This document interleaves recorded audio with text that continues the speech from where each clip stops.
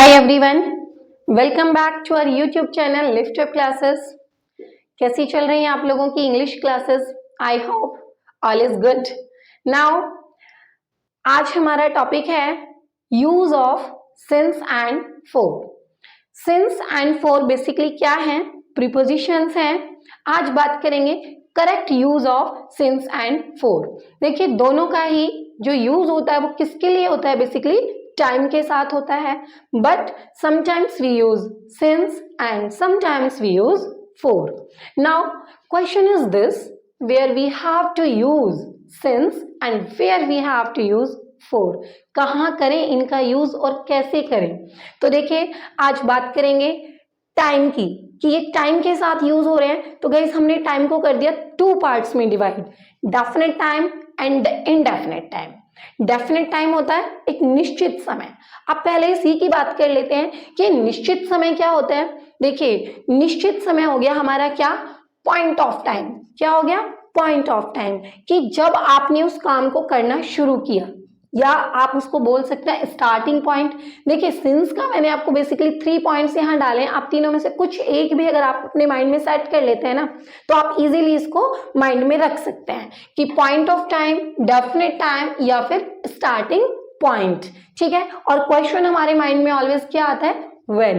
तो आपको क्या ध्यान रखना है कि पॉइंटेड टाइम हमारा क्या है या फिर स्टार्टिंग टाइम हमारा क्या है, जिस टाइम से हम हमारा काम शुरू कर रहे हैं। लाइक अभी मैंने आपको कहा कि मैं आज तुम्हें 2 बजे से पढ़ा रही हूं, तो ये 2 बजे, 2 o'clock, what is this? This is the pointed time. मेरा एक निश्चित समय हो गया है। ठीक है, मैंने कहा मैं तो तुम लोगों को मंडे से पढ़ा रही हूं, तो ये मंडे मेरा क्या हो गया? एक निश्चित समय हो गया, डेफिनेट टाइम हो गया।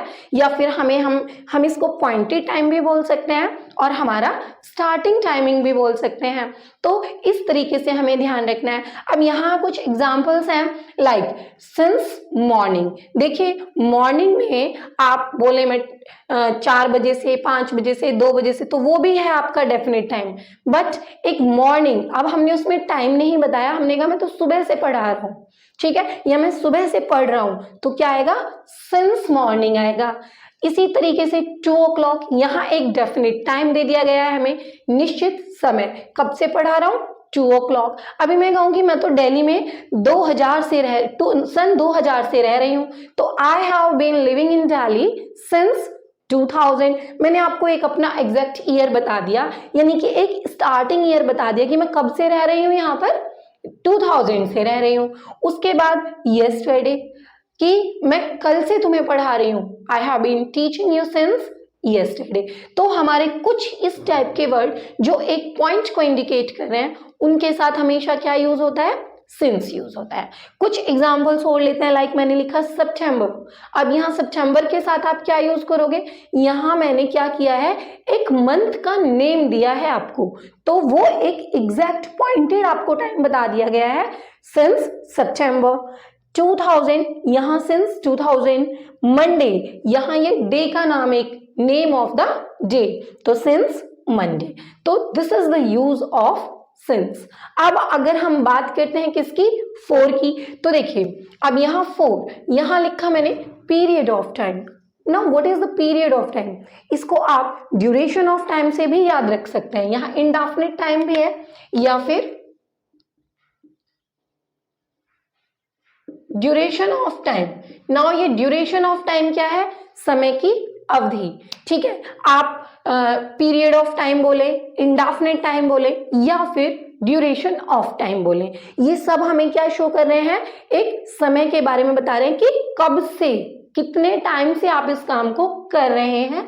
और उसके लिए हमारे माइंड में क्वेश्चन क्या आता है? How long, how long. ठीक है, नाउ एग्जाम्पल्स लाइक मैं आपको 10 मिनट से पढ़ा रही हूं, तो I have been teaching you for 10 minutes. देखिए अब यहां मैंने फॉर यूज किया। क्यों यूज किया? क्योंकि ये जो मिनट्स हैं ये आपको एक तरीके से ऑलरेडी आपके पास ड्यूरेशन बता रही है कि भाई मुझे तो 10 मिनट हो गए हैं पढ़ाते पढ़ाते। ठीक है, तो ड्यूरेशन ऑफ टाइम के लिए हम हमेशा क्या यूज करेंगे? फॉर का यूज करेंगे।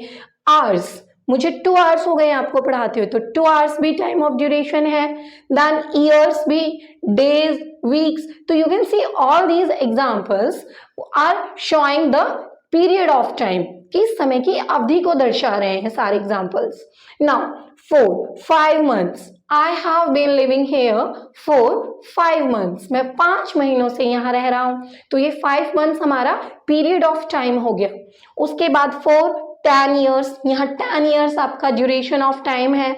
4 भी आपको 4 3 days duration of the day है। तो देखिए आप यहाँ कंफ्यूज नहीं होना है आपको, ड्यूरेशन ऑफ टाइम है, पीरियड ऑफ टाइम है या फिर इंडेफिनिट।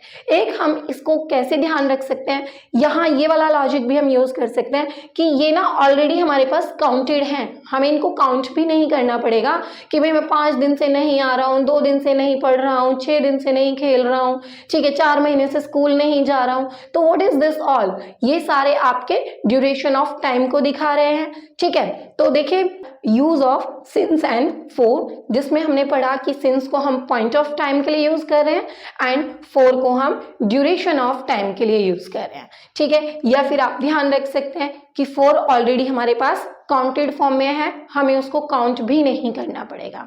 तो यही है एक छोटा सा डिफरेंस दोनों के यूजेस में, since and for. I hope कि आपको वीडियो समझ आई होगी, कॉन्सेप्ट क्लियर हुआ होगा। And for any query you can go to the comment box and please like, share and subscribe our channel. Thanks for watching this video.